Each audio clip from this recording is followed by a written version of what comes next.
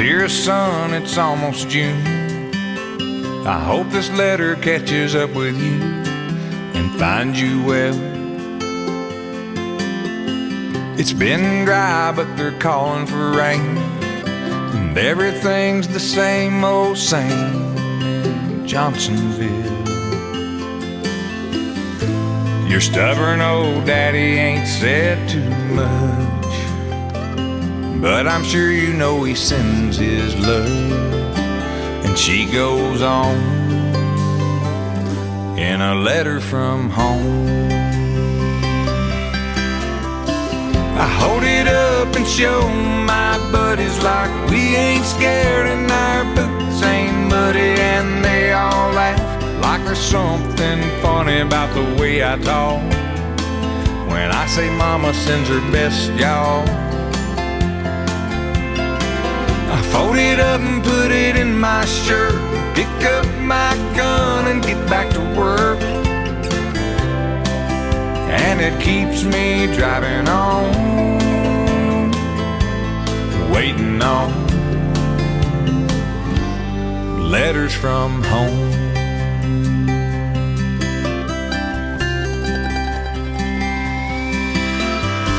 My dearest love, it's almost dawn. I've been lying here all night long, wondering where you might be. I saw your mama and I showed her the ring. Man on a television said something, so I couldn't sleep. But I'll be alright, I'm just missing you. And this is me kissing you. X's and O's in a letter from home.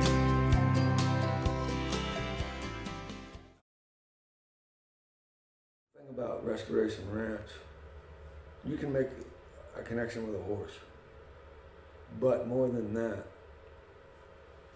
if you just want to come out and hang out with like-minded individuals like us, we may not have been in the, if you will, in the same part of the world, or the same country, or even the same branch. But I'd be willing to bet we chewed some of the same dirt. And sometimes that's all it takes. Yeah, so far it's been a great place. I enjoy my time out here, and I like what they're doing, and I encourage that other vets jump aboard and come out here and just take a chance on it. What do you got to lose? If you have the time, come out here and just see for yourself. The biggest thing I would say is if you're willing to take the chance, it really helps you find your inner peace in that, because from what I've found is the horses as prey animals, they tend to mirror everything that's inside of us. So like if I'm having a bad day, if I'm angry about something and I'm trying to work with my horse, that horse tends to act out and be angry, even though I might not be showing it. So it really teaches you how to control your emotions a little bit more, to be able to work with the horse and get them to be able to respond to you and do what it is that you're trying to ask them to do. I would say that I had a very minimal, probably almost 0 to 1 experience with horses. And if you have no experience with horses, it doesn't matter out here, because they will teach you and walk you through the program. And now I can actually go out and actually halter a horse and walk it out by myself now. And when I first came out here, I had very minimal experience with horses. So it doesn't matter if you have, no years of experience or 100 years of experience with horses. You're going to come out here and you're going to learn something, and it's going to help you and impact your life, and it has impacted my life in a meaningful way. I know that. You have to lose. When you come here, you get an opportunity to work with the horse one-on-one. You get to meet fellow veterans and their family members, and we feed you.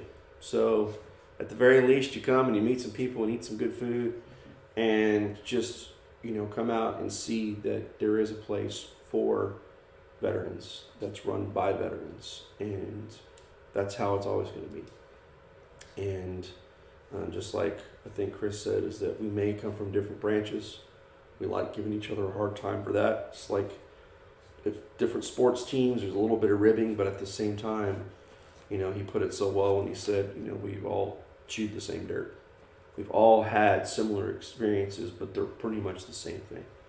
And one thing that stuck with me when I was in the military and was on a pretty tough deployment, we had a general come out, and generals are known for their speeches, some better than others. But something that he said was that no matter what happens in your life, good or bad, you can always be proud of what you did while you were in. And I want people to realize that they can be proud of their service, they can be proud of what they did, but who they are now is just as important. What they have left to do on this earth is still important.